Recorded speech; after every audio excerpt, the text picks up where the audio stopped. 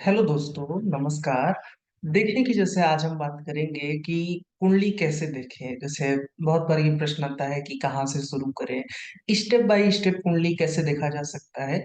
तो इसी को मैंने थोड़ा-सा ढाँचे में डालने की कोशिश की है। लेकिन मैं आपको एक बात बता दूँ कि ये वैसे तो तय नहीं किया जा सकता कि वास्तव में कुंडली कैसे देखें। जैसे कुछ चीज़ें हैं जिनको हमें हमेशा गौर करना होता है, लेकिन कई बार उन चीज़ों को कोई दूसरी चीज़ ओवरकम कर सकती है। लेकिन फिर भी मैंने अपनी तरफ से कोशिश की है कि एक स्टेप बाय स्टेप चला जाए, और लगभग अगर आप उस स्टेप को फॉलो करेंगे तो 80 से 90% कुंडली में तो वो आपको लग जाएगा। बाकी कुछ एक अपवाद तो हर जगह रहते हैं। खैर चलिए अपने विषय को हम शुरू करते हैं। 1 मिनट दीजिएगा बस। तो यही है आज का हमारा टॉपिक कि हाउ टू जज अ हॉरोस्कोप। वैसे तो ये जो टाइटल है वीवी रमन सर की बुक का टाइटल है। लेकिन देखें कि कुंडली कैसे देखें, ये एक प्रश्न आता है कि भाई कुंडली में बहुत सारी चीजें होती हैं। मैंने भी अपने चैनल पे मेरे तमाम वीडियो पड़े होंगे जिसमें कि अलग अलग नियमों पे चर्चा हुई होगी। लेकिन ये भी बात आती है कि क्या जब हर बार हम कुंडली देखते हैं तो क्या सभी नियमों को लगाते हैं। तो वही बात है कि कब कौन से नियम की जरूरत पड़ जाए, ये एक ज्योतिषी पर निर्भर करता है कि उसको कितना आ रहा है। इसलिए धीरे-धीरे करके आएगा, बहुत इसमें हवा बनाने की जरूरत नहीं है। लेकिन कुछ एक स्टेप होते हैं जो आपको जैसे कि नॉर्मल चार्ट देखते समय हमेशा ध्यान में रखना चाहिए। लेकिन इसीलिए कहा जाता है कि जब भी कोई एस्ट्रोलॉजर है, आपको उससे चार्ट दिखाने से पहले उसका प्रॉपर समय ले लेना चाहिए। कहीं भी किसी ज्योतिषी से तुरंत नहीं पूछ लेना चाहिए कि क्या लग रहा है। जैसे मान लीजिए कि जोशी पे निर्भर करता है कि वो खुश है, कि वो दुखी है, कैसा फ़ील कर रहा है। आप हर बार नहीं सोच सकते कि आपकी कुंडली देखते ही एस्ट्रोलॉज़र आपको सब कुछ सही-सही बताए, क्योंकि उसको उसके अंतर्मन में जैसा महसूस हो रहा है, वही वो आपको बताने की कोशिश करेगा। वैसे तो ये बताया गया है कि एक एस्ट्रोलॉज़र को अपने ज्ञानेंद्रियों पे कंट्रोल रखना चाहिए, लेकिन वो ख़ैर बात की बात है, वो चीज़ें आप सब समझते होंगे। अपने विषय पे हम रहते हैं। तो देखें कि हाउ टू जज अ हॉरोस्कोप, कुंडली कैसे देखें। अब इसमें हम सबसे पहले नियम की बात करेंगे कि जब भी कभी आपके पास कोई कुंडली आती है तो आपको सबसे पहले उसमें क्या देखना चाहिए।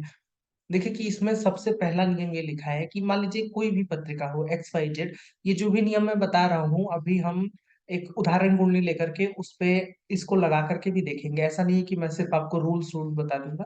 तो आप इसको अंत तक देखिए। कुछ एक नियम है जिसको आप देख करके कुंडली में जान सकेंगे कि कैसे कुंडली को स्टेप बाय स्टेप आपको देखना है। तो सबसे पहले आपको जो भी चार्ट आता है उसमें आप लग्न, जो कि पहला हाउस होता है, उसको आपको देखना है कि क्या उसमें कोई ग्रह बैठा है, या उस लग्न को, जो कि पहला हाउस है, उसको कोई ग्रह देख रहा है। सबसे पहले यही काम करना है कि आपको लग्न देखना है। फिर जो सेकंड स्टेप है वो आपको देखना है कि यदि लग्न पे, यानी कि जो भी आपकी कुंडली पे जो पहला भाव होता है, उसमें यदि कोई त्रिकोण का स्वामी, अब त्रिकोण का स्वामी कौन होगा, तो जैसे मान लीजिए कि लग्नेश पहले भाव का स्वामी, 5वें भाव का स्वामी या 9वें भाव का स्वामी, यदि आपकी कुंडली में लग्न में आकर के बैठा है या फिर लग्न को देख रहा है, कोई भी 2 त्रिकोण का स्वामी यदि मान लीजिए लग्न में आके बैठ गया, या फिर मान लीजिए कि लगन को देख रहा है, जैसे मान लीजिए किसी का मेष लगन है, मेष लगन में मान लीजिए कि गुरु और सूर्य पहले भाव को देख रहे हैं या पहले भाव में आकर के बैठ गए हैं, तो ऐसे में हम कहेंगे कि कुंडली बलवान है, अच्छी है। फिर उसके बाद यदि मान लीजिए कि लगन पे आपके 6, 8, 12 भाव के स्वामी हों का प्रभाव आ जाए। वैसे आप सब जानते हैं कि जो त्रिक भाव होता है 6, 8, 12, उनके स्वामियों को अच्छा नहीं माना जाता है। तो मान लीजिए कि आपने देखा कि पहले भाव में कोई आपका छठे का स्वामी बैठा है, या पहले भाव को छठे का स्वामी देख रहा है, या 8वें का स्वामी देख रहा है, या 8वें का स्वामी बैठा है। तो ऐसे में यदि मान लीजिए कि 6, 8, 12 भाव के स्वामियों का प्रभाव हो, तो ये माना जाएगा कि वो कुंडली संघर्षपूर्ण है, उस जातक के जीवन में संघर्ष रहेगा। ठीक है।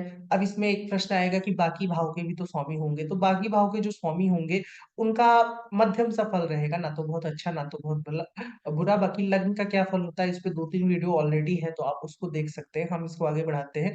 अब यहाँ पर देखिए लिखा है कि यदि त्रिकोण के और 6, 8, 12 दोनों के स्वामी का प्रभाव हो जाए, तो ग्रहों के बलाबल से विचार करें। अब इसका क्या मतलब हुआ? जैसे मान लीजिए कि हम कह रहे हैं कि लगन में कोई ट्राइन लॉर्ड आकर के बैठ जाए तो बहुत अच्छा। लेकिन उसके साथ मान लीजिए कि छठे, 8वें, 12वें का स्वामी भी बैठ जाए, तो ऐसे में आपको देखना है कि जो आपकी कुंडली का त्रिकोण अधिपति है, वो ज़्यादा बलवान है या छठे, 8वें, 12वें का स्वामी ज़्यादा बलवान है। जो बली होगा उसके अनुसार आप फल कथन करने की कोशिश करेंगे।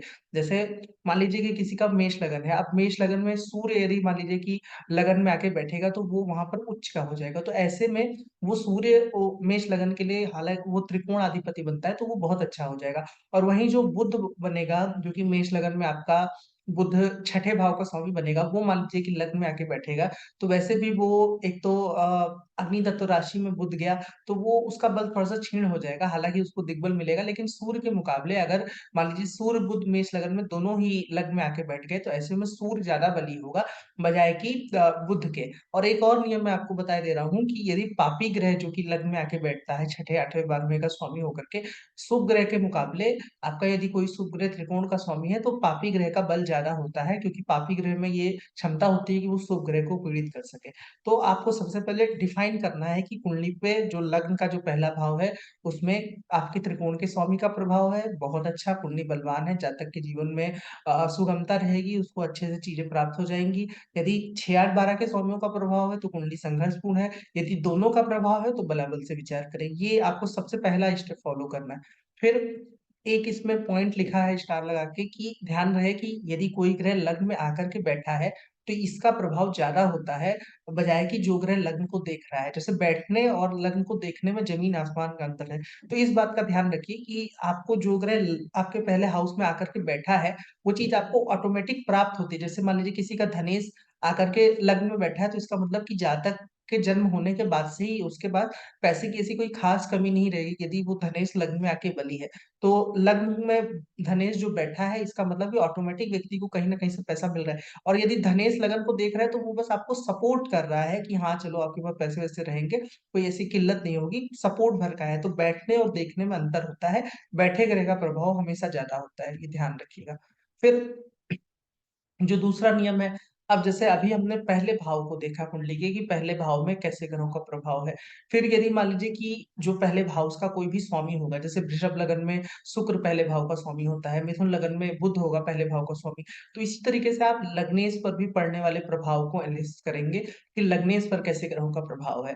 जैसे यह जाँचने की कोशिश करें, अब अभी हमने जो लगन पे देखा था, उसी तरह लग्नेश को देखना है कि क्या लग्नेश के साथ कोई त्रिकोणाधिपति बैठा है या लग्नेश को कोई ट्राइन लॉर्ड जो कि आपकी कुंडली का 1, 5, 9 का स्वामी बनता है, वो उसको देख रहा है एक बार। क्या लग्नेश को 6, 8, 12 के स्वामी देख रहे हैं या लग्नेश के साथ 6, 8, 12 के स्वामी बैठे हैं। यही आपको लग्नेश के साथ भी जाँच करना है, जैसे हमने फर्स्ट हाउस के साथ किया था। अब देखिए कि यहाँ पे लिखा हुआ है, यह जाँचने की कोशिश करें कि लगन पर जो भी प्रभाव पड़ रहा है, लग्न पर पड़ने वाले प्रभाव किसी ग्रह का प्रभाव लग्नेश पर भी तो नहीं है। यदि ऐसा है, तो उस ग्रह का जातक के जीवन पर विशेष प्रभाव रहेगा। जैसे मान लीजिए कि किसी का वृश्चिक लगन की कुंडली है, उसमें मान लीजिए कि गुरु जो है, वो लग्न में बैठा है और अपनी किसी दृष्टि से वो मंगल को भी देख रहा है। तो ऐसे में उस ग्रह का गुरु के गुण का जातक पर विशेष प्रभाव आ जाएगा और यदि वो त्रिकोणाधिपति भी हुआ, जैसे कि वृश्चिक लगन में होगा, तो वो बहुत अच्छा हो जाएगा। कहने का मतलब है कि आपने जो लगन को एनालिसिस कर किया था कि कोई ग्रह जो लगन को देख रहा था, चाहे वो 6, 8, 12 का स्वामी हो, चाहे त्रिकोण का स्वामी हो, यदि उसी ग्रह का प्रभाव लग्नेश पर भी आ जाए, तो उस ग्रह का जातक के जीवन में उसके कारकत्व का विशेष प्रभाव रहेगा। अब यदि वो ग्रह त्रिकोण का स्वामी है, तो उसके वजह से जातक को सपोर्ट मिलेगा उन्हीं कारकत्व की वजह से और यदि मान लीजिए कि वो ग्रह 6, 8, 12 का स्वामी है और दोनों लगन लग्नेश पे दृष्टि बना रहा है, तो उन्हीं कारकत्व की वजह से जातक को संघर्ष करना पड़ेगा। कहने का मतलब है जैसे मान लीजिए किसी का मंगल त्रिकोण अधिपति होकर के लगन लग्नेश दोनों को देख रहा है, तो हम कहेंगे कि बॉडी बिल्डर लोगों से और कह लीजिए कि एग्रेसिव होने से, गुस्सा दिखाने से जातक को सपोर्ट मिलेगा, बोल्ड डिसीजन लेने से जातक के जीवन में उसका काम बन जाएगा। और वही मान लीजिए कि मंगल 6, 8, 12 का स्वामी होकर के लगन लग्नेश दोनों पर प्रभाव बनाएगा, तो हम कहेंगे कि आपके गुस्से की वजह से ही आप अपने जीवन का नाश करेंगे। तो कोई ग्रह यदि मान लीजिए कि दोनों पर प्रभाव बनाता है, तो उसका विशेष प्रभाव पड़ता है, ठीक है? अब लगन लग्नेश दोनों को देखते हुए, जैसे आपने पहले भाव को देखा, उसी तरीके से आपने लग्न लॉर्ड को देखा। अब इसमें आप यह देखते हुए अपने बुक में कहीं भी जो भी कॉपी है, उसमें आप ये नोट कीजिए कि लगन पे त्रिकोणाधिपतियों का ज़्यादा प्रभाव है लगन लग्नेश पे या फिर लगन लग्नेश पे 6, 8, 12 भाव के स्वामियों का ज़्यादा प्रभाव है। ठीक है? जैसे मान लीजिए कि लगन पे मान लीजिए कि छठे भाव का भी स्वामी लगन को देख रहा है, 9वें भाव का भी स्वामी लगन को देख रहा है, लेकिन लग्नेश को पंचमेश देख रहा है, तो ऐसे में ये हो जाएगा कि भाई त्रिकोण के स्वामियों का प्रभाव ज़्यादा आया। ठीक है? तो ये आपको नोट करना है कि लगन लग्नेश दोनों पे ट्राइन लॉर्ड जो कि आपकी कुंडली में 1, 5, 9 के स्वामी बनते हैं, वो उनका प्रभाव ज़्यादा है या 6, 8, 12 भाव के स्वामी का प्रभाव ज़्यादा है। ठीक है? उसके बाद अगर आपने ये नोट कर लिया तो इसमें सिंपल सा आपको एक खाँचा मिल जाएगा कि त्रिकोण के स्वामियों का ज़्यादा प्रभाव है तो जातक अपने जीवन में उन्नति करेगा और उसके जीवन में संघर्ष कम आएगा। 6, 8, 12 भाव के स्वामियों का ज़्यादा प्रभाव लगन लगने पे है तो जातक के जीवन में संघर्ष बढ़ जाएगा। फिर यहाँ पर आता है इसके बाद सबसे पहले आपको ये देखना था कि लग्नेश पर कैसे ग्रहों का प्रभाव है, किस ग्रह के साथ बैठा है, कौन से ग्रह की दृष्टि है, ठीक है? अब इसको मैं डिफाइन यहाँ पर नहीं कर रहा हूँ कि लग्नेश किस ग्रह के साथ बैठेगा तो क्या फल होगा, शत्रु राशि में बैठे तो क्या फल फल होगा, इसको मैंने पहले से ही डिफाइन कर रखा है वीडियो में। आप चाहें हम इसको इस वीडियोज़ की प्लेलिस्ट को नीचे कमेंट सेक्शन में दे देंगे, तो आप उसको देख लीजिएगा कि लग्नेश किसी ग्रह के साथ बैठा हो, तो उसका क्या फल होता है, तो इस पे हम समय ज़ाया नहीं करते हैं। ठीक है, तो इसके बाद लग्नेश की स्थिति देखें कि लग्नेश किस राशि में है, मित्र राशि में है, शत्रु राशि में, नीच का है, उच्च का है, इस सब का विचार करें। अब इसमें अंतर क्या होगा? जैसे मान लीजिए लग्नेश मित्र राशि में गया, तो कहने का मतलब है कि आपको जीवन में थोड़ा-सा जैसे कि स्मूथनेस रहेगी आपके जीवन में, उतना संघर्ष नहीं होगा। कोई भी काम आप करने जाएँगे तो वो थोड़ा सा आसानी से बन जाएगा। वहीं शत्रु राशि में गया है तो हर जगह आपको कुछ भी करने जा रहे हैं तो आपको कहीं न कहीं से लोग परेशान करेंगे। नीच का हो जाए तो मतलब कि आपके अंदर ही आत्मविश्वास की थोड़ी-सी कमी है। उच्च का हो जाए तो ऐसा व्यक्ति कॉन्फिडेंट होता है। तो लेकिन ये जो नीच, उच्च, मित्र, शत्रु इनका एनालिसिस आपको बाद में करना है। पहले कोई ग्रह जो लग्नेश को देख रहा है, लग्नेश के साथ बैठा है, उसके प्रभाव को एनालिसिस करना है, ठीक है? अब यहाँ पर देखिए लिखा हुआ है, यदि लगन लग्नेश दोनों पे किसी त्रिकोण के स्वामी का प्रभाव है तो कुंडली अच्छी है, वही चीज़ है।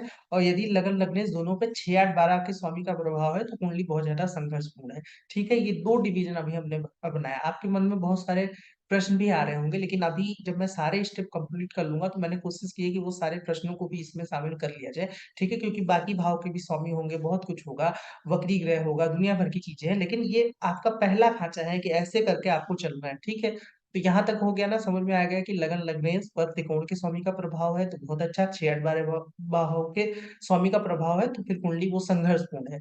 ठीक है?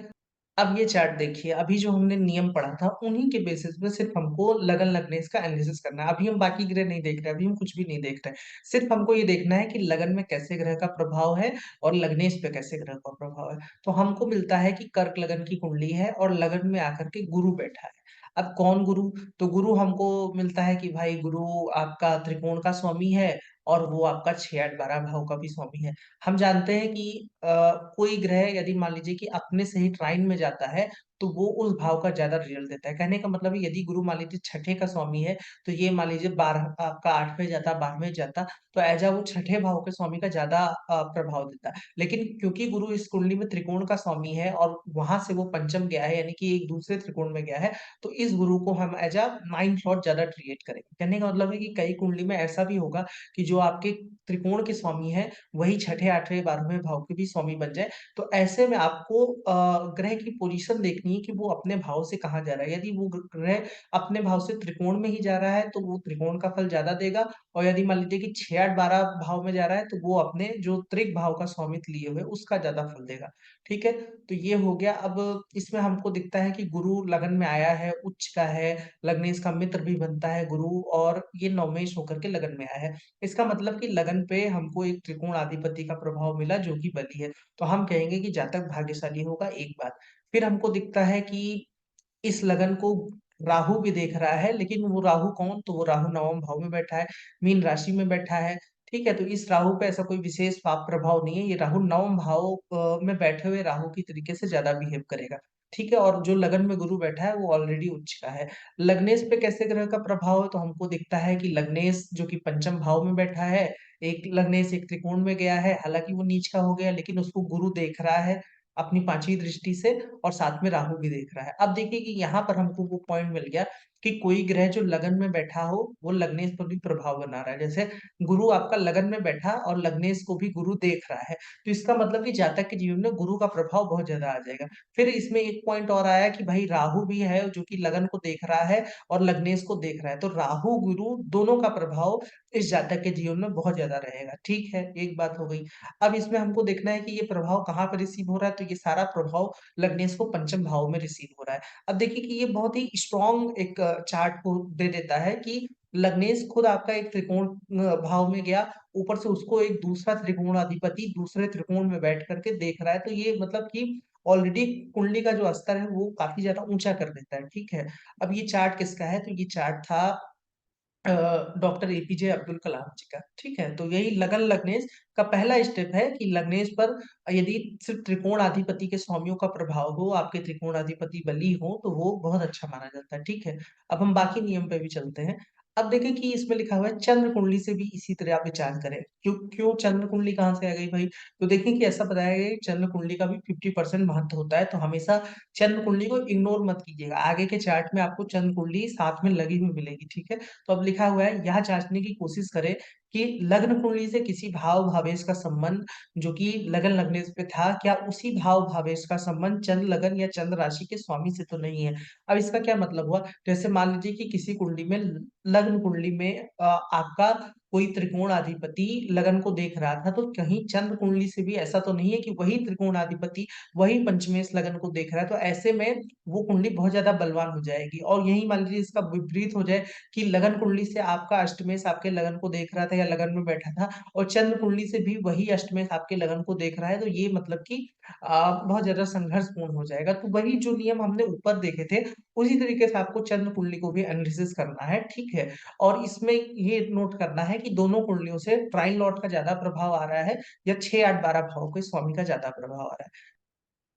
फिर आपका आता है कि जैसे चंद्रमा की राशि लगन लगने की राशि आदि का अध्ययन करें और समान प्रभाव ढूंढने की कोशिश करें, दोनों में यदि जलीय वायु चर आदि का विशेष प्रभाव आ रहा है या फिर नहीं। अब इसका क्या मतलब हुआ, जैसे मान लीजिए कि किसी व्यक्ति का लग्नेश एक चर राशि में गया, चर राशि कौन सी होती है, जैसे 1 4 7 10, और मान लीजिए कि उसका चंद्रमा भी इसी राशि में बैठा है, तो इसका मतलब कि उसके जीवन में स्थिरता नहीं रहेगी। ठीक है, तो कोई भी कॉमन पॉइंट जो लगन कुंडली से भी आ रहा है चंद्र कुंडली से भी आ रहा है, तो उस तत्व का जातक के जीवन में विशेष प्रभाव पड़ता है। जैसे इसी कुंडली में मान लीजिए कि हम देखते हैं कि लगन जो है, लगन में एक जलीय राशि आई और लग्नेश फिर एक जलीय राशि में गया है, तो इसका मतलब कि जातक के जीवन में जल तत्व का ज्यादा प्रभाव रहेगा। अब जल तत्व क्या रिप्रेजेंट करता है, तो जल तत्व इमोशनल होने को रिप्रेजेंट करता है। एक बार जल तत्व रिप्रेजेंट करता है डिटैचमेंट को, कि समाज से छूटने के लिए भी ये एक आसानी देता है अगर उसमें उस तरीके के ग्रहों का प्रभाव हो, जैसे गुरु का प्रभाव था उस जलीय राशि में, तो वो डिटैचमेंट की ओर भी लेके जाता है। ठीक है, तो इसी तरीके से आपको तत्व राशि का भी एनालिसिस करना है कि चंद्र कुंडली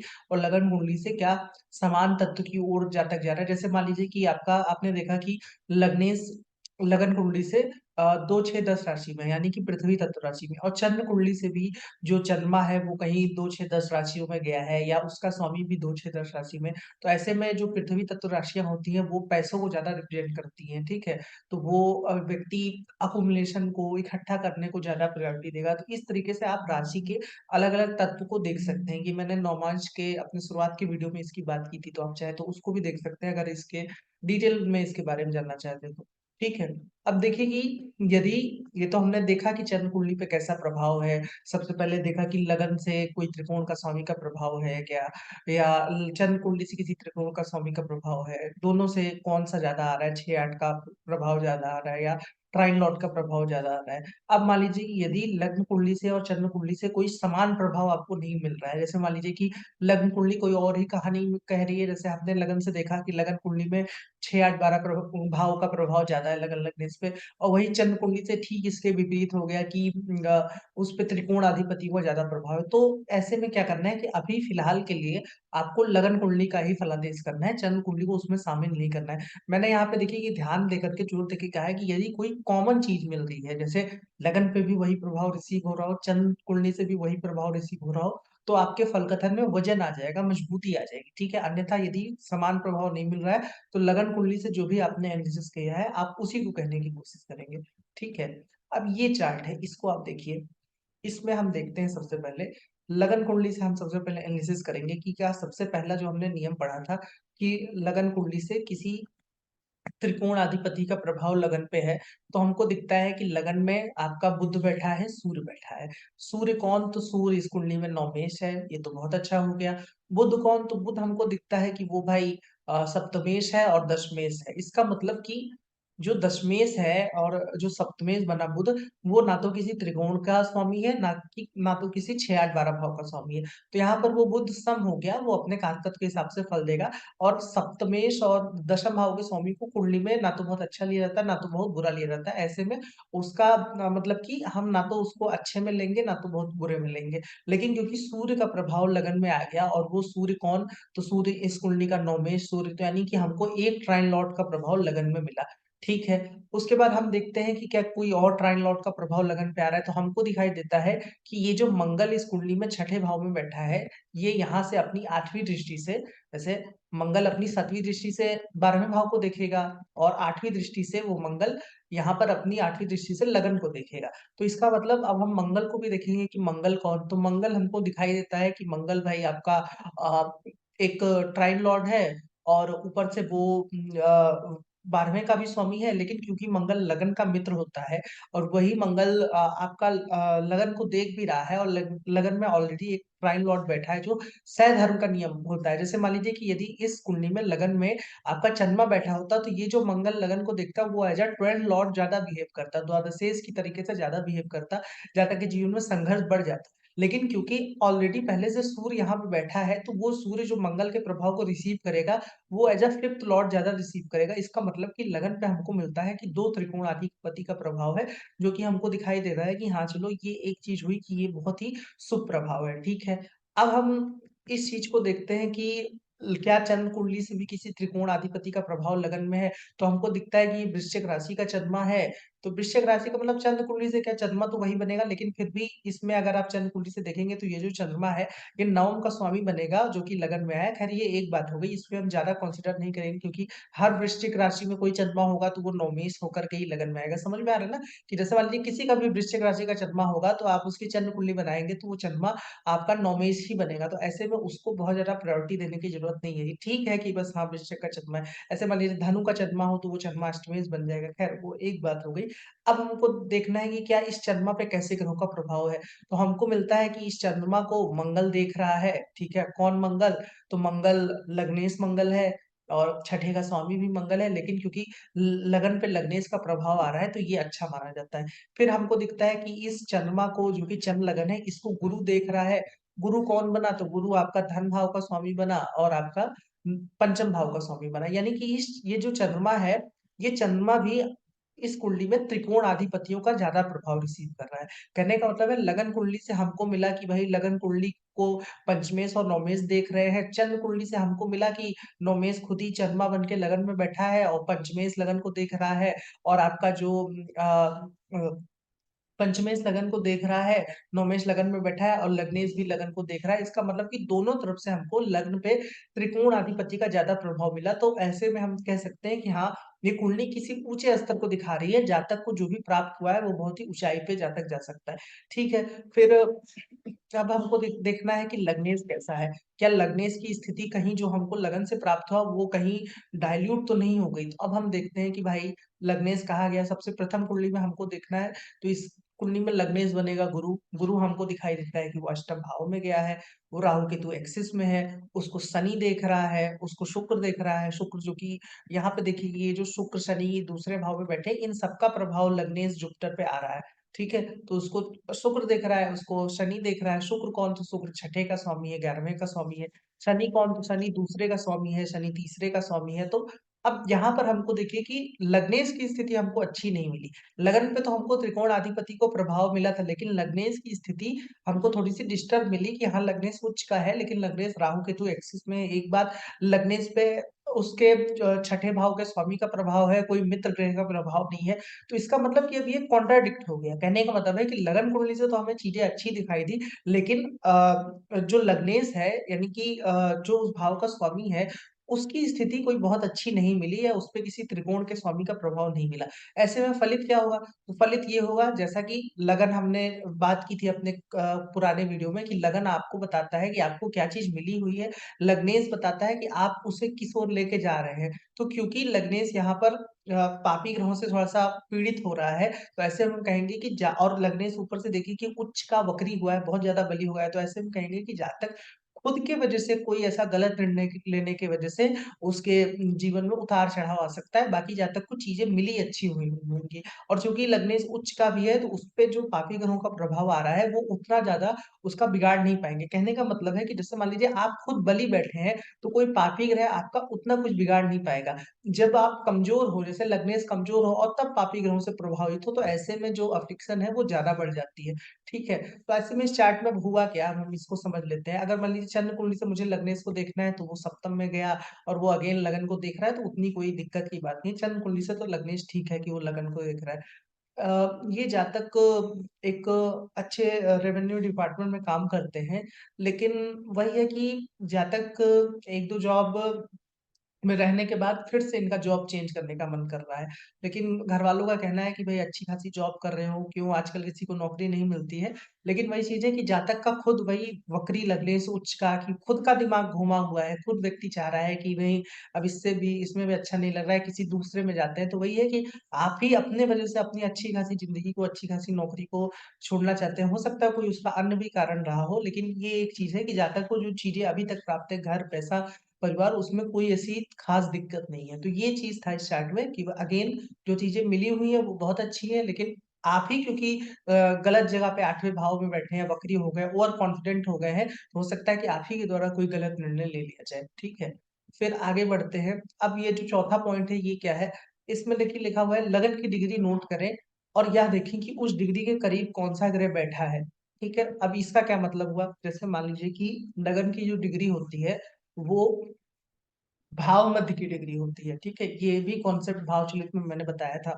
तो यदि मान लीजिए कि उस डिग्री के करीब कोई ग्रह बैठा होगा, जैसे मान लीजिए किसी का लगन 5 डिग्री का है, ठीक है? मान लीजिए किसी का सिंह लगन है, 5 डिग्री का लगन है और मघा नक्षत्र का लगन है, ठीक है? तो 5 डिग्री के करीब उस कुंडली में जो भी ग्रह बैठे होंगे, वो उस भाव का पूर्ण फल देने में सक्षम होंगे।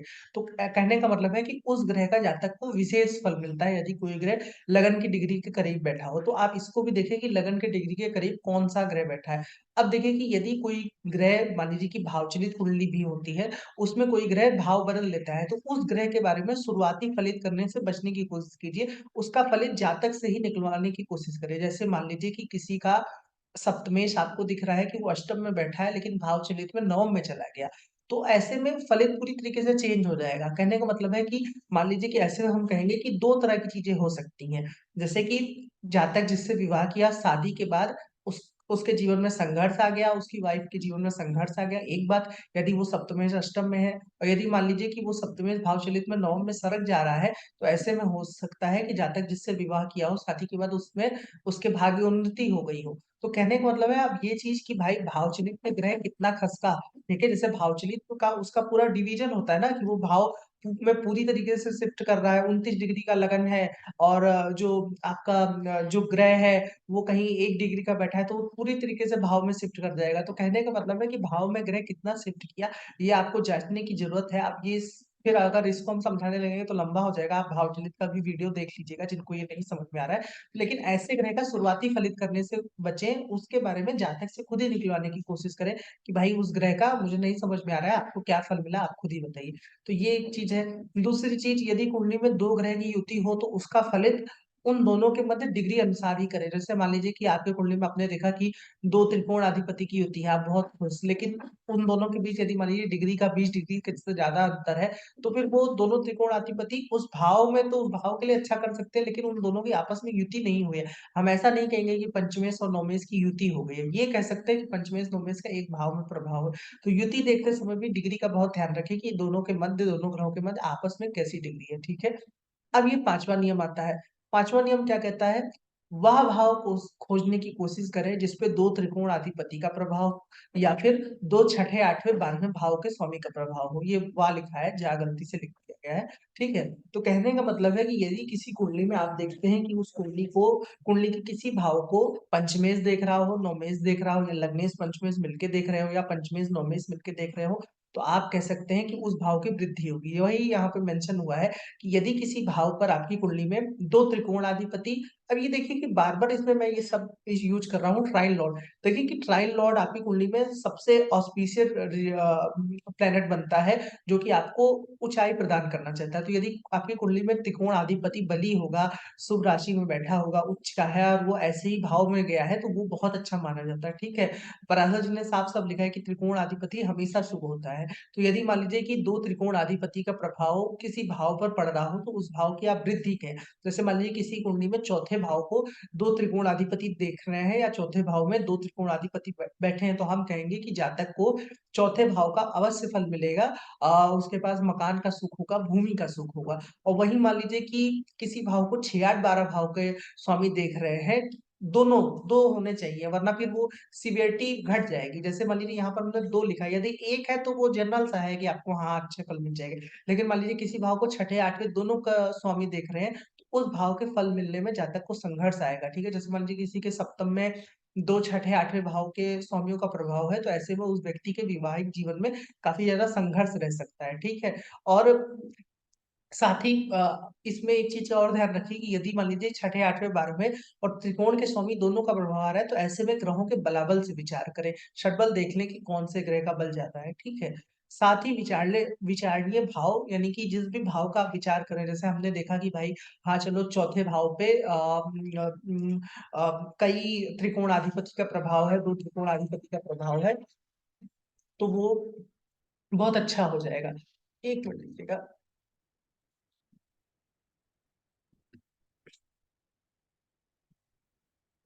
चौथे भाव पे 2 त्रिकोणाधिपति का प्रभाव है, तो वो बहुत अच्छा हो जाएगा। लेकिन मान लीजिए कि उसका स्वामी कहीं 6, 8, 12 भाव में बैठा हो, सूर्य से अस्त हो, तो ऐसे में ये हो सकता है कि भाई आपको चीज़ें अच्छी मिली थी, लेकिन आप ही ने उन चीज़ों का बंटवार किया है। जो भाव, भवेश और कारक में अंतर होता है, इस पे भी मेरा वीडियो है, आप उसको देखिएगा, उस पे पूरा समझ आपको आ जाएगा। वही है ना कि एक-एक पॉइंट क्योंकि उसमें कई चीज़ें ऑलरेडी शामिल हैं, लेकिन उस पे हम पहले से चर्चा कर चुके हैं। अगर यहाँ पे हम लगन-लग में समझाने लगेंगे या भाव-भावेश बताने लगेंगे तो बड़ा लंबा हो जाएगा। तो वो सब आपको एडवांस की प्लेलिस्ट में मिल जाएगा, आप उनको देख लीजिएगा, ठीक है? तो यहाँ पे लिखा हुआ है साथ ही जिस भाव का आप विचार कर रहे हैं उसके स्वामी को भी देखें और कारक को भी देखें कि वो दोनों शुभ है या फिर अशुभ है। जैसे मान लीजिए कि किसी पुरुष की कुंडली में आपने देखा कि सप्तम भाव पे 2 त्रिकोणाधिपति का प्रभाव है, सप्तमेश भी ठीक-ठाक अपनी उच्च राशि में, मित्र राशि में बैठा हो, त्रिकोण में बैठा हो, केंद्र में बैठा हो, साथ ही कारक शुक्र भी अच्छा है, तो उस भाव की निश्चित ही वृद्धि करें, कहें कि वो अच्छा होगा। और वहीं मान लीजिए कि न आपका भाव सुधरा हुआ है, कारक बिगड़ा हुआ है, तो इसमें अंतर हो जाता है, ठीक है? क्या अंतर होता है ये हमने एक दूसरे वीडियो में कवर किया है, आप उसको देखिएगा आपको समझ में आ जाएगा, भाव भावेश वाले वीडियो में। तो कहने का मतलब है कि तीनों पॉइंट भाव, भावेश, कारक तीनों का विचार करें, ठीक है? साथ ही उपयुक्त चीज़ों का विचार एक बार चंद्र कुंडली से भी करें। अब इसका क्या मतलब हुआ? जैसे मान लीजिए कि आपने लगन कुंडली से पाया है कि उस किसी व्यक्ति का चौथा भाव बहुत अच्छा है, आपने उसको भूमि, मकान, वाहन सबका सुख दे दिया कि हाँ, आपके पास प्रॉपर्टी का सुख रहेगा, बाकी चीज़ें रहेंगी। लेकिन एक बार आपको चंद्र कुंडली से भी उस भाव को देखना है कि क्या चंद्र कुंडली से कहीं वो भाव में पापी ग्रह तो नहीं आ गए, कहीं उस भाव पे छठे, 8वें का तो प्रभाव नहीं है। तो ऐसे में क्या होगा कि मान लीजिए चंद्र कुंडली जो बता रही है, वो लगन कुंडली के फलों में कुछ बढ़ा सकती है, घटा सकती है। जैसे मान लीजिए कि आपने लगन कुंडली से निकाला कि चौथे भाव का सुख जातक के पास रहेगा, लेकिन चंद्र कुंडली से आपको मिला कि वो उसमें छठे, 8वें का प्रभाव था, वो चीज़ उसमें कमी कर रही थी। तो ऐसे में आप क्या कहेंगे कि भाई जितना अभी मैं अच्छा-अच्छा बताता हूँ, उसमें थोड़ी कमी कर लो, प्रॉपर्टी बहुत ज़्यादा नहीं, सामान्य चीज़ें मिल जाएँगी, ठीक है? उसमें बहुत ज़्यादा बढ़ा-चढ़ा के बोलने की ज़रूरत नहीं है। लेकिन कहीं लगन कुंडली, चंद्र कुंडली दोनों से आपको अच्छा किसी भाव का फल आ रहा है, तो ऐसे में हम उस भाव की विशेष तौर पे वृद्धि कहेंगे, ठीक है? फिर इसमें एक चीज़ ये भी लिखी है, साथ ही कालपुरुष की उस राशि का भी विचार करें। अब ये कहाँ से आ गया? इसका क्या मतलब होता है? जैसे देखिए कि जो मेष लगन होता है या जो मेष राशि होती है, वो भी पहले भाव को रिप्रेज़ेंट करती है। जो वृषभ राशि होती है, वो दूसरे भाव को रिप्रेज़ेंट करती है। तो यदि आप किसी भाव का विचार करें, जैसे मान लीजिए कि आपने लगन कुंडली से सप्तम भाव का विचार किया, चंद्र कुंडली से सप्तम, सप्तमेश का विचार किया, साथ ही जो कालपुरुष की 7वीं राशि यानी कि तुला राशि, उसका भी आप एक नज़र उसमें देख लीजिए कि कहीं उसमें कोई पापी ग्रह तो नहीं है। बस इसमें एक बात जो ध्यान रखने वाली चीज़ है, वो ये है कि ये दोनों पॉइंट जो चंद्र कुंडली और कालपुरुष की राशि का विचार करना, वो दोनों पॉइंट मिलकर कि भी लगन कुंडली के फल को या तो बढ़ा सकते हैं या घटा सकते हैं। जैसे मान लीजिए कि किसी भाव का फल आपने देखा कि लगन कुंडली से बहुत अच्छा आ रहा है, लेकिन ये दोनों पॉइंट से अच्छा नहीं आया। तो आप सिर्फ लगन कुंडली के फल में थोड़ी-सी कमी कर देंगे, ना कि इन दोनों पॉइंट को प्रायोरिटी देंगे, ठीक है? और मान लीजिए कि तीनों से ही खराब आ रहा है, तो निश्चित ही उस भाव का जातक के जीवन में नाश होगा, फल मिलने में नुकसान होगा। और मान लीजिए कि इन दोनों से तो अच्छा आ गया, लेकिन लगन कुंडली से अच्छा नहीं आया, तो भी वो संघर्ष रहेगा, ठीक है? बस वो संघर्ष थोड़ा-सा घट जाएगा। तो ये दोनों पॉइंट मिलकर के भी लगन कुंडली के फल को बढ़ा सकते हैं या फिर घटा सकते हैं। ऐसा नहीं होगा कि चंद्र कुंडली या जो कालपुरुष की राशि है, उसकी वजह से लगन कुंडली का फल एकदम से और कम हो जाएगा। तो इस चीज़ का भी ध्यान रखिए, ठीक है? अब ये पत्रिका है, अब इसमें मुझे मान लीजिए कि एनालिसिस करना हो, तो सबसे पहले हम देखेंगे कि लगन को कोई ग्रह देख रहा है, लगन में कोई ग्रह बैठा है, तो हमको मिलता है कि भाई लगन पे कोई ग्रह नहीं बैठा है, ठीक है। लगन को गुरु देख रहा है, गुरु कौन हुआ? तो गुरु आपका चौथे का स्वामी है, आपका गुरु जो है वो सप्तम का स्वामी है, तो हम कह सकते हैं कि हाँ चलो क्योंकि लगन को चतुर्थेश देख रहा है, तो भूमि मकान संबंधित सुख जातक के जीवन में थोड़ा-सा रहेगा, उसको वो चीज़ें थोड़ी-सी प्राप्त होंगी। लेकिन यहाँ पे देखिए त्रिकोण अधिपति नहीं दिख रहा है, तो हम सुख के लिए अभी भी नहीं कहेंगे कि जातक के जीवन में बहुत संतुष्टि रहेगी, पीस ऑफ लाइफ रहेगी, ऐसा कुछ नहीं कहेंगे, ठीक है? और कोई ग्रह हमको दिख रहा है कि लगन कुंडली से लग्न को नहीं देख रहा है, ना बैठा है। फिर लग्नेश का विचार करेंगे तो लग्नेश हमको दिखता है कि लग्नेश सप्तम भाव में गया, सप्तम भाव में जाकर के लग्नेश नीच का हुआ है। लग्नेश को कोई ग्रह देख रहा है, तो हमारे ख्याल से कोई ग्रह इस बुध को नहीं देख रहा है। फिर उसके बाद लग्नेश कहाँ पर देख रहा है? तो लग्नेश लगन को देख रहा है। लेकिन अब ध्यान देने वाली बात यहाँ पर है कि लग्नेश सप्तम भाव में आकर के जो बुध बना, वो पीड़ित हुआ है। कैसे पीड़ित हुआ है? तो देखिए कि बुध जो कि लग्नेश है, वो यहाँ पर नीच का हो गया, एक बात।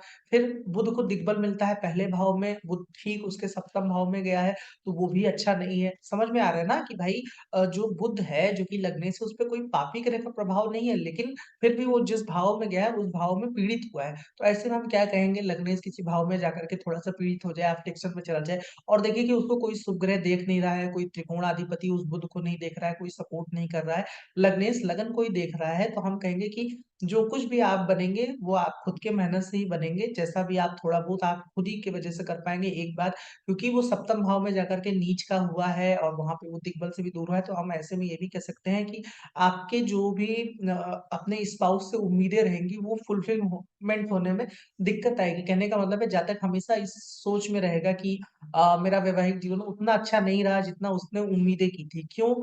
क्यों ऐसा हुआ? क्योंकि भाई लग्नेश जिस भाव में बैठता है या जिस भाव को देखता है उसी से उस व्यक्ति की उम्मीदें होती हैं। और वो उम्मीदें पूरी हो पाएँगी कि नहीं पूरी हो पाएँगी ये निर्भर करता है लग्नेश के बल पे। ठीक है? तो यहाँ से तो हमें ये 2 पॉइंट मिला।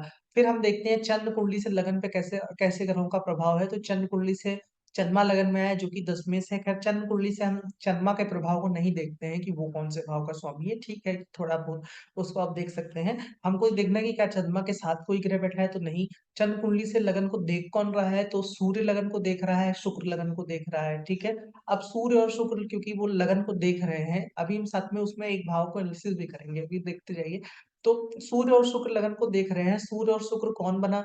तो सूर्य इस कुंडली में भाई 11वें का स्वामी बनता है और शुक्र जो कि लग्नेश है जो कि लगन को खुद ही देख रहा है। अब यहाँ से देखिए कि हमको एक कॉमन पॉइंट मिला दोनों कुंडली से, वो क्या मिला कि लगन कुंडली से जो लग्नेश था, वो सप्तम भाव में बैठ के लगन को देख रहा था और चंद्र कुंडली का भी लग्नेश सप्तम भाव से लगन को देख रहा है। तो हम कहेंगे कि जो कुछ भी आप अपने जीवन में करेंगे, वो आप अपनी मेहनत से ही करेंगे क्योंकि आप ही खुद को देख रहे हैं, आप ही सपोर्ट कर रहे हैं। थोड़ा-सा जातक सेल्फ सेंट्रिक हो सकता है, एक बात। दूसरी बात हम इनमें कह सकते हैं कि भाई देखिए, क्योंकि लगन कुंडली से आपका लग्नेश सप्तम में जाके नीच का हुआ है, दिग्बल से दूर हुआ है और चंद्र कुंडली से भी इनका लग्नेश सप्तम भाव में गया है और एक जल तत्व का ग्रह होकर के अग्नि तत्व राशि में गया है, साथ में एक अग्नि तत्व राशि से पीड़ित हुआ है। जो शुक्र है वो जल तत्व का ग्रह होता है। अब देखिए कि वो एक अग्नि तत्व राशि में गया है, एक अग्नि तत्व ग्रह से पीड़ित हुआ है, यानी कि दोनों कुंडली से जो लग्नेश है वो सप्तम भाव में जाकर के पीड़ित हुआ है। तो हम इसमें एक बात ये भी कह सकते हैं कि आप अपने वैवाहिक जीवन से हो सकता है कि जीवन भर उतना सुखी ना रहें, थोड़ा-सा थोड़ा-सा आपको दुःख का सामना करना पड़े, उतना आपके वैवाहिक जीवन में एन्जॉयमेंट ना हो पाए,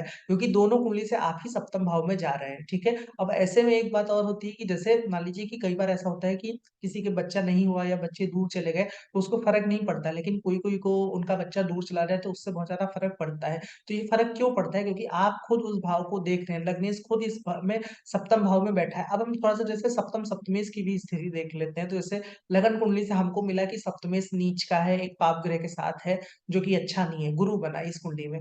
फिर कारक कैसा है? तो हमको दिखता है कि जो सप्तम का कारक होता है शुक्र, वो अष्टम भाव में गया है, एक जल तत्व का ग्रह होकर अग्नि तत्व राशि में है, सूर्य के साथ है, तो इसका मतलब कि भाव पे कोई ऐसा सुप्रभाव नहीं था, भाव में एक नीच ग्रह आ गया, फिर भावेश जो है वो भी नीच का हो गया। समझ में आ रहा है कि भाव में एक खुद नीच का ग्रह बैठा है, भावेश खुद नीच का हो गया है गुरु, और वो भी मंगल के साथ बैठा है, और जो कारक है सप्तम का शुक्र, वो भी एक तरीके से पापी ग्रह से प्रभावित है, पाप ग्रह की राशि में गया है। तो इसका मतलब कि इस जातक का सप्तम थोड़ा-सा सीवियर अफ़्लिक्शन में चला गया है, ये उतना अच्छी स्थिति को नहीं दिखा रहा है, ठीक है? चंद्र कुंडली से अगर हम सप्तमेश को देखें तो सप्तमेश उच्च का हो जाएगा, एक शुभ ग्रह के साथ बैठा है। हालाँकि वो शुभ ग्रह आपका छठे भाव का स्वामी भी है और कालपुरुष की 7वीं राशि में एक शुभ ग्रह बैठा है। लेकिन हमने जो लगन कुंडली से प्रभाव एनालिसिस किया था, वो खराब पॉइंट ज़्यादा आए, हमें अच्छे पॉइंट कम मिले। तो ऐसे में हम कहेंगे कि जातक को वैवाहिक सुख उतना अच्छा नहीं रहेगा। अब हुआ क्या एक्चुअल केस सुन लीजिए। इस जातक का विवाह इनके घरवालों ने जैसे होता नहीं था पहले थोड़ा-सा मतलब पीछे से रहते थे बैकग्राउंड, वही ग्रामीण फैमिली का था तो वैसे ही करवा दिया था। बाद में आपस में कोई ऐसा मेल-मिलाप हुआ नहीं, बन नहीं पाया। लेकिन अभी साथ रह रहे हैं, लेकिन वो जो म्यूचुअल अंडरस्टैंडिंग होती है वो नहीं है। बस ये है कि एक छत के नीचे रह रहे हैं, तो थोड़ा बहुत ऐजा बातचीत हो जाती है बस, और कोई हस्बैंड वाइफ वाला सीन नहीं है दोनों लोगों के बीच में। जहाँ तक एक अच्छी मल्टीनेशनल कंपनी में काम करता है, वर्कोहॉलिक है, लेकिन वही है कि मतलब कि अगर इस प्रश्न में आता है कि विवाह के प्रश्न पे, तो वैवाहिक सुख जातक का कम है। थोड़ा-सा इन्होंने मतलब कि ये डेविएट भी हुए हैं, मतलब क्योंकि घर में उस तरीके का सुख नहीं मिला तो जातक बाहर भी उन्होंने देखा और बाहर से भी इनके कुछ अनैतिक संबंध रहे, तो वो भी एक चीज़ थी। लेकिन जो वैवाहिक सुख की बात है, वो जातक को नहीं था, ठीक है? अब हम इसको आगे बढ़ाते हैं। कुछ और नियम इसमें देखिए कि छठा नियम लिखा है, आगे बढ़ते हुए वक्री ग्रहों का भी विचार करें कि कुंडली में वक्री ग्रह तो नहीं है। जैसे मान लीजिए कि यदि किसी भाव पर वक्री ग्रह का प्रभाव हो, उसके स्वामी और कारक पे भी वक्रत्व का प्रभाव हो जाए, तो उस भाव के फलों की प्राप्ति में कुछ उतार-चढ़ाव रहता है, ठीक है? ये हमेशा ध्यान रखिएगा कि उतार-चढ़ाव का मतलब जैसे मान लीजिए कि चौथे में वक्री ग्रह है, तो हम कह सकते हैं कि आपके घर में कुछ हो सकता है, जैसे कुछ लोग का होता नहीं कि घर से पेड़ निकला होता है। सप्तम में वक्री ग्रह हो सकता है कि आपकी जो सेक्सुअल इंटेंशन है वो दूसरे लोगों की तरफ हो, मतलब होमोसेक्सुअलिटी से इसको जोड़ के देखा जाता है, या सप्तम में वक्री ग्रह हो तो विवाह में बार-बार डिले होता है, शादी एक बार किसी डेट पे तय होती है, फिर वो दूसरे डेट पे जम कर जाती है, तो वो चीज़ होती है। लग्नेश वक्री हो तो जातक का वेविलियस नेचर हो जाता है, तो ये चीज़ रहती है। वक्री ग्रह को समझने का भी इसमें भी मेरा वीडियो है, इसको हम यहाँ पर पूरा डिकोड नहीं करने जा रहे हैं। लेकिन यदि किसी भाव में वक्री ग्रह बैठा हो, उसका भावेश और कारक भी वक्र से प्रभावित हो जाए, तो उस भाव के फलों में कुछ स्ट्रेंज फल मिलते हैं, कुछ मतलब कि अजीब तरीके के फल मिलते हैं। तो वक्रत्व का भी हमेशा ध्यान में रखिए।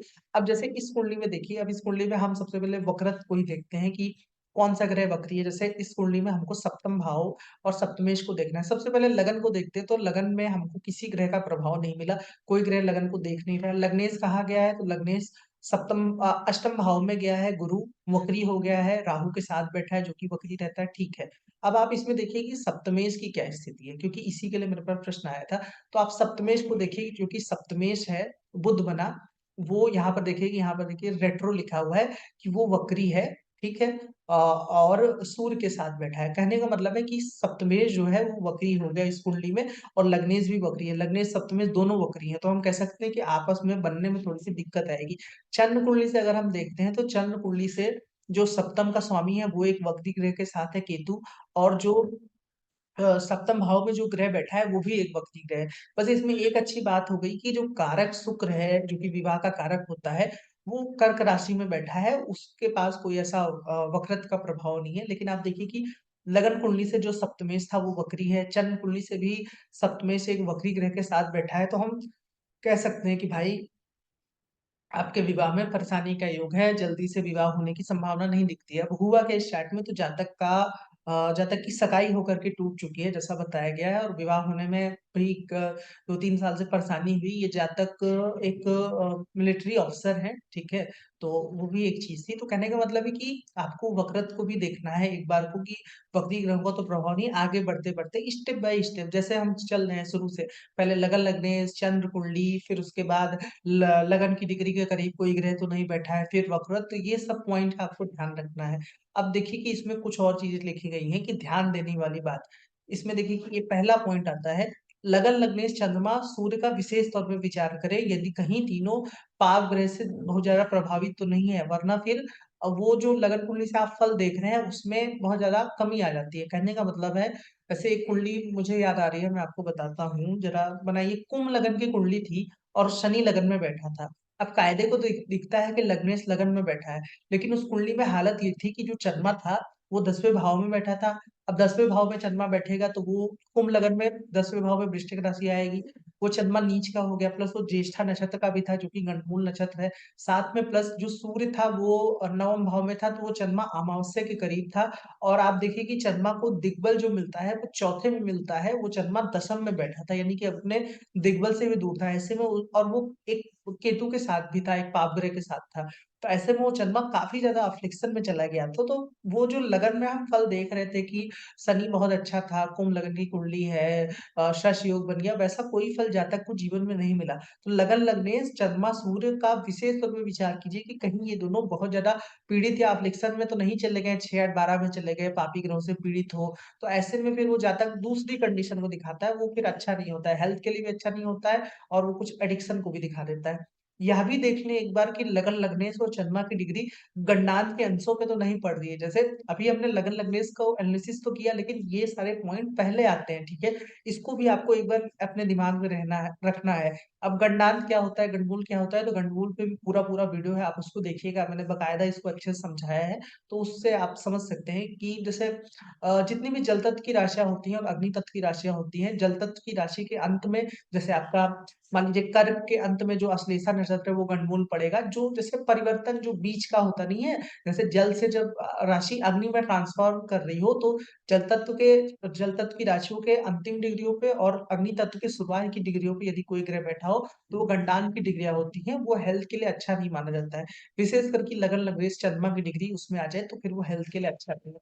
अब साथ में दोनों मार्केज का भी प्रभाव को एनालिसिस आपको करना चाहिए कि किसी भाव पे दोनों मार्केज का प्रभाव तो नहीं आ रहा है। जैसे अब ये क्या होता है दोनों मार्केज, तो मार्केज पर भी मैंने इसको समझाया था कि जैसे मान लीजिए कि यदि किसी कुंडली में दूसरे भाव और सप्तम भाव के स्वामी एक साथ किसी भाव को देख रहे हो और साथ में उसके स्वामी पर भी प्रभाव बना दे, तो उस जीव को, जैसे मान लीजिए कि किसी के चौथे भाव पर दोनों मार्केज का प्रभाव है, तो जातक के माता की लॉन्जिविटी पे असर आता है। तो इसको भी आप ध्यान में रखिए कि कहीं लगन पे दोनों मार्केज दूसरे और सप्तम का प्रभाव तो नहीं आ रहा है। पता चला कि आप दुनिया भर का फलित कर रहे हैं कि जातक का करियर ऐसा होगा, ये चीजें रहेगी, लेकिन जो व्यक्ति है उस व्यक्ति की आयु ही नहीं अच्छी है, और व्यक्ति मतलब कि ज्यादा दिन चलने वाला नहीं है, तो वो भी एक चीज रहती है कि दोनों मार्केज को भी ध्यान में रखें।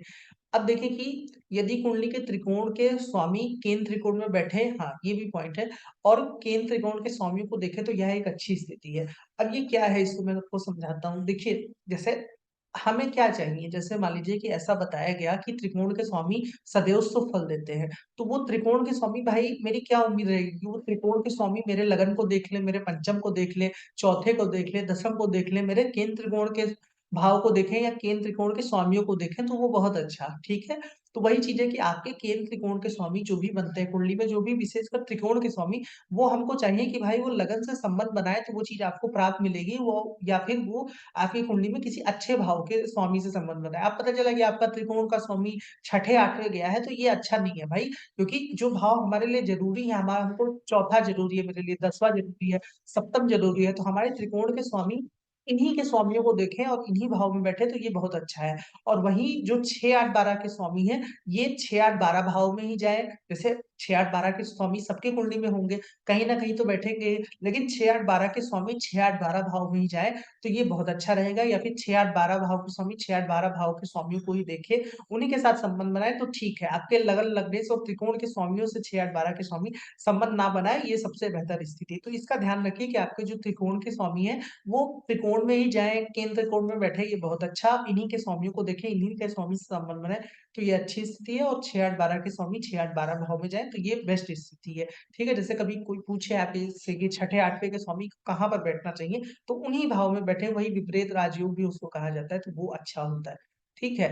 फिर इसमें एक पॉइंट और आता है, यदि कोई 6, 8, 12 भाव का स्वामी पापी ग्रह बन जाए, ठीक है? जैसे मान लीजिए कि कन्या लगन में मंगल 8वें भाव का स्वामी बनेगा, तीसरे का स्वामी बनेगा, वो पापी हो जाए और पापी ग्रह बनता है। अब बली होकर के मान लीजिए कि किसी भाव और भावेश दोनों से संबंध बनाए, तो उस भाव के कारकत्व में बहुत ज़्यादा क्षति करता है, उस भाव के जीव के लिए भी अच्छा नहीं होता है। क्या मतलब हुआ इसका? जैसे मान लीजिए कि कन्या लगन में जो मंगल बनेगा, वो मान लीजिए कि लगन को देख रहा है और लग्नेश बुध को भी देख रहा है, तो ऐसे में जातक के जीवन में बहुत ज़्यादा संघर्ष बढ़ जाएगा। या मान लीजिए कि किसी कर्क लगन है, उसमें 8वें का स्वामी आपका शनि बनेगा। शनि मान लीजिए कि चौथे को देख रहा है, चौथे के स्वामी को देख रहा है, तो माता के जीवन में कष्ट, भूमि, वाहन, मकान, सुख में कमी आदि आप कह सकते हैं और वो सीवियरिटी बढ़ जाएगी। क्योंकि यदि कोई पापी ग्रह मान लीजिए कि 6, 8, 12 का स्वामी बन करके किसी भाव और उसके स्वामी दोनों से संबंध बना ले, तो ये दिखाता है कि उस भाव की काफ़ी ज़्यादा क्षति हो गई है। और वहीं इसका उल्टा मान लीजिए कि कोई शुभ ग्रह बली होकर के किसी भाव, भावेश दोनों से संबंध बना ले,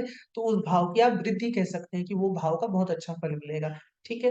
अब ये एक चार्ट है, इसमें हमको 2 चीज़ें इसमें बताने वाली है, जो कि हम आपको बता दे रहे हैं। देखिए, सबसे पहले हम उन्हीं पॉइंट को देखते हैं जो कि हमने शुरू किया था। ऐसे हमको दिखता है कि भाई वृश्चिक लगन की कुंडली है और इसमें राहु बैठा है। 6 डिग्री का लगन है, 1 डिग्री का राहु है, तो ठीक-ठाक लगन के डिग्री के करीब है, एक बात। अब राहु का फल क्या हो सकता है? तो हम कहेंगे कि भाई जातक में राहु वाले गुण आएँगे, थोड़ा-सा मटेरियलिस्टिक ज़्यादा हो सकता है, एक बात। और बुद्धिमान होगा जातक, क्योंकि राहु भौतिक बुद्धि को रिप्रेज़ेंट करता है। अब हमको देखना है कि लगन को कौन-सा ग्रह देख रहा है, तो हमको मिलता है कि यहाँ पर मंगल जो कि सप्तम भाव में बैठा है, वो लगन को देख रहा है। तो हम ये भी कह सकते हैं जातक थोड़ा-सा सेल्फ सेंट्रिक हो सकता है, ठीक है। इतनी तक कहानी हम कह के रुक जाएँगे। फिर हमको चंद्र कुंडली से देखना है, तो चंद्र कुंडली से हमको मिलता है कि लगन में शनि आया। शनि कौन? तो सप्तमेश शनि है और अष्टमेश शनि है। चंद्र कुंडली से लगन पे कोई ऐसा विशेष प्रभाव नहीं मिला। लग्नेश को हम देखते हैं, तो लग्नेश जो कि मंगल बना, वो सप्तम भाव में गया है, केतु से अफ्लिक्शन है। अब कहने का मतलब है, आप देखिए कि अगेन फिर लग्नेश सप्तम भाव में गया मंगल से, और मंगल जो कि केतु से अफ्लिक्शन में है, लेकिन एक केतु और जो मंगल के बीच की डिग्री का अंतर है, वो 15 डिग्री से ज़्यादा है, तो इस मंगल को हम उतना अफ्लिक्टेड नहीं मानेंगे, एक बात, ठीक है? तो हम ऐसे में कह सकते हैं कि हाँ, जातक आपके क्योंकि सप्तम भाव में केतु बैठा है, तो कुछ ना कुछ दिक्कत भी दिखती है। और जो सप्तमेश है, वो अगेन सूर्य के साथ बैठा है, सूर्य की राशि में बैठा है, जो कि अच्छा नहीं है। और सप्तम का कारक भी शुक्र बनता है, जो कि इस कुंडली में पीड़ित है, अस्त है, वक्री है। और साथ में वो एक अपने दिग्बल से दूर बैठा है, 10वें में बैठा है, सिंह राशि में बैठा है, जो कि अच्छा नहीं है। तो सप्तम भाव से संबंधित कुछ एक दिक्कत दिख रही है। हालाँकि उसमें लग्नेश बैठा है, जो कि अनअफ्लिक्टेड है, और वहाँ पर वो ये बात ठीक है कि शत्रु राशि में गया, लेकिन नीच का हो गया हो, पाप ग्रहों से दृष्ट है, ऐसा कोई भारी भरकम मतलब हाय तौबा नहीं मची हुई है। ठीक है? अब चार्ट में हुआ क्या, वो सुन लीजिए। तो जातक का एक डिवोर्स हो चुका है और फिलहाल जातक अकेले रहते हैं, लेकिन मतलब कि दूसरी तरीके से जातक को फीमेल सपोर्ट है। ऐसा नहीं है कि वो अकेलापन वो उस तरीके से है, फीमेल सपोर्ट है। जातक एक स्पोर्ट टीचर है और ये चीज़ था। अब स्पोर्ट टीचर कैसे हो गया? तो भाई देखिए, मंगल लगन को देख रहा है, सूर्य दशम में, बलि अपने राशि में बैठा है, तो वो भी चीज़ है। इसमें जो इस चार्ट में बताने वाली बात थी, वो ये थी कि इस चार्ट में हुआ ये था कि इनका जो बच्चा था, वो 7 साल की उम्र में उसने फांसी लगा ली थी, ठीक है? और मतलब माताजी का कहना था कि वो उसने यूँ ही खेल-खेल में फांसी लगा ली, लेकिन अब देखिए कि ऐसा क्यों हुआ? जैसे दो ये है तो डिवोर्स चार्ट, लेकिन बच्चा तो इनका था, और क्योंकि उसने फांसी लगा ली, तो हम पंचम भाव को एक बार एनालिसिस करते हैं। आप देखिए कि यहाँ पर पंचमेश कौन बना? तो पंचमेश आपका गुरु बना और जो कि एक वक्री ग्रह है, ठीक है? ये गुरु 0 डिग्री का बैठा है, मेष राशि में बैठा है, ये 0 डिग्री आपका गणमूल की डिग्री में आता है, तो इस पॉइंट का भी ध्यान रखिए और गुरु संतान का कारक भी है। इसको कौन देख रहा है? तो इस भाव को उच्च का बुध देख रहा है और वो बुध कौन है? तो वो अष्टमेश है साथ में, ठीक है? हालाँकि वो 11वें का स्वामी भी है, लेकिन पराशर जी ने 11वें के स्वामी को पैसों के लिए बहुत अच्छा बताया है, लेकिन वो at the end of the day पापी होता है। तो हमको मिला कि भाई पंचम भाव पे एक 8वें भाव के स्वामी का प्रभाव है और पंचमेश वक्री होकर के गणमूल के एकदम इनिशियल डिग्री पे बैठा है, ठीक है? पंचम भाव को और कौन-सा ग्रह देख रहा है? तो वो राहु देख रहा है। आप जानते हैं कि राहु वक्री होता ही है, ठीक है? तो पंचमेश खुद वक्री है, पंचम का कारक वक्री है, पंचम भाव को एक वक्री ग्रह देख रहा है। इसका मतलब कि पंचम भाव से कोई ना कोई फ्लक्चुएशन हमको दिख रहा है, ठीक है? फिर हम एक बार वो देखते हैं चंद्र कुंडली से पंचम भाव का क्या हाल है? तो हमको दिखता है कि चंद्र कुंडली से पंचम भाव में राहु बैठा है। आप जानते हैं कि राहु फिर अगेन वही फ्लक्चुएशन को रिप्रेजेंट करता है, राहु खुद वक्री होता है। फिर चंद्र कुंडली से सप्तमेश अब जो पंचमेश है उसकी क्या स्थिति है? तो हमको दिखता है कि वो भाई केतु के साथ है और केतु भी वक्री है, हालाँकि उसमें डिग्री डिफरेंस है, लेकिन अगेन वो पंचमेश भी एक वक्री ग्रह के साथ है, ठीक है? इतना हो गया। एक बार को हमको कालपुरुष की जो 5वीं राशि है, जो हमने बताया था कि कालपुरुष की 5वीं राशि या वो राशि भी उस भाव का प्रतिनिधित्व करती है, उसको भी हमको देख लेना चाहिए कि क्या सिंह राशि में कहीं कोई वक्रत्व का प्रभाव तो नहीं है। तो हमको दिखता है कि सिंह राशि में सूर्य बैठा है और उसके साथ वक्री शुक्र बैठा है और वो शुक्र भी वक्री है। तो इसका मतलब कि इस चार्ट में आप देखिए कि वक्रत्व का बहुत ज़्यादा प्रभाव आ गया।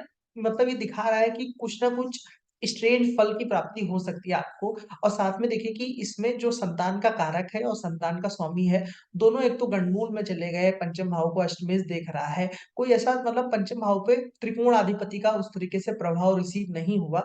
चंद्र कुंडली से हालाँकि मंगल पंचम को देख रहा था, लेकिन देख रहा था राहु ऑलरेडी पहले से बैठा है, तो वो उतना शुभ भी नहीं दिखा रहा है। तो वही एक कारण था कि जो कि इनके बच्चे ने फांसी लगाई थी, तो ये एक चीज़ था, ठीक है? तो कहने का मतलब है कि ये 5-6 नियम मैंने आपको बताए हैं। इसी तरीके से आपको स्टेप बाय स्टेप जब भी आप कुंडली का विचार करें, तो सबसे पहले लगन लगनेश को देखें, ग्रह की डिग्री देखें और जो-जो नियम बताए हैं, उनको आप कंसीडर करके उसको देखने का प्रयास करें, एनालिसिस करने का प्रयास करें, आपको कुछ ना कुछ मिल जाएगा एक बात।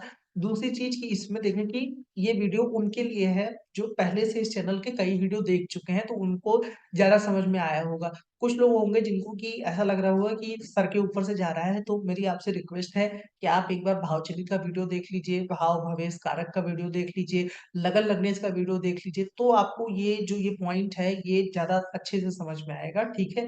अन्यथा फिर आपको लगेगा कि मैं कुछ भी बता के निकल गया और एक चीज़ ये भी है कि इसमें अभी बहुत से नियम इसमें शामिल नहीं हुए हैं। ये तो चलिए ठीक है कि हम बता रहे हैं आपके जीवन में क्या रहेगा, क्या नहीं, लेकिन क्वेश्चन कैसे आता है? क्वेश्चन तो ऐसा आएगा कि हम पर कर्जा हो गया, बताओ वो कब तक उतरेगा? लेकिन वही है ना कि पहले आपको बेसिक पूरी तरीके से कंप्लीट होना चाहिए, फिर दशा के नियम आते हैं, कुंडली में कई नियम आते हैं। इसको मैंने बनाते समय इतना भी ये भी सोचा था कि इसमें बहुत ज़्यादा ये लंबा ना हो जाए और ये भी था कि भाई बहुत ज़्यादा कम भी ना रहे, कि कोई फलित निकल ही ना पाए। तो वही चीज़ है कि आपको स्टेप बाय स्टेप चलना है। सबसे पहले लगन लगनेश, फिर किसी भाव के त्रिकोणाधिपतियों का प्रभाव तो नहीं है। अब देखिए कि इसमें कुछ एक प्रश्न भी होगा कि मान लीजिए कि कोई ऐसे भाव का स्वामी जो 6, 8, 12 भाव का भी स्वामी बनता है, त्रिकोण का भी स्वामी बनता है। जैसे मेष लगन में जो गुरु बनता है, वो 12वें का भी स्वामी बनता है और वो आपका नवम का भी स्वामी बनता है। तो ऐसे में उस ग्रह की पोज़ीशन मायने रखती है कि वो अपने भाव से कहाँ जा रहा है। यदि मान लीजिए कि वो त्रिकोण में ही बैठा है, तो वो as a trine lord, as a त्रिकोण अधिपति ज़्यादा बिहेव करेगा, यानी कि त्रिकोण का फल ज़्यादा देगा। और वहीं मान लीजिए कि वो गुरु 4, 8, 12 में बैठा है, तो वो 4, 8, 12 भाव के स्वामी की तरह ज़्यादा बिहेव करेगा। ठीक है? और वहीं मान लीजिए कि उसके साथ जो सहधर्म होता है, जैसे कोई ग्रह मान लीजिए कि आपका 8वें का भी स्वामी है और 9वें का भी स्वामी है, जैसे मिथुन लगन में शनि होता है, तो उस शनि के साथ कैसा ग्रह बैठा है, ये भी मायने रखता है कि जैसे मान लीजिए उस शनि के साथ शुक्र बैठा है, तो वो फिर बहुत अच्छा हो गया, वो दोनों एज़ अ त्रिकोण अधिपति की तरह बिहेव करेंगे, जो सहधर्म का नियम होता है। और वहीं मान लीजिए कि मिथुन लगन है, उसमें आपका मंगल शनि के साथ बैठा है, तो ऐसे में हम कहेंगे कि भाई आपके छठे और 8वें दोनों के स्वामी साथ बैठ गए, ठीक है? और वहीं मान लीजिए कि मिथुन लगन में शुक्र शनि साथ में बैठे हैं, तो हम कहेंगे कि भाई आपके पंचम और नवम के स्वामी साथ में बैठ गए। अब देखिए कि दोनों में मेरा फलित की लाइन बदल गई। तो आपको सह-धर्म का भी प्रभाव लेना है कि जो सह-धर्मी ग्रह है उसका क्या प्रभाव आ रहा है, ग्रह अपने भाव से कैसे बैठा है, तो आप इज़िली ये डिसाइड कर पाएँगे कि ग्रह किस भाव का रिज़ल्ट देगा, ठीक है। अब अंत में यही कहेंगे कि आप इन नियमों को अपनी कुंडली में लगाइए, यदि लग रहा हो तो मुझे ज़रूर बताइए। बाकी आशा करता हूँ कि आपको ये वीडियो अच्छा लगा होगा, कुछ नया जानने को मिला हो तो इस वीडियो को आप ज़रूर से लाइक करें। फिर किसी दिन मिलते हैं एक नए वीडियो के साथ, तब तक के लिए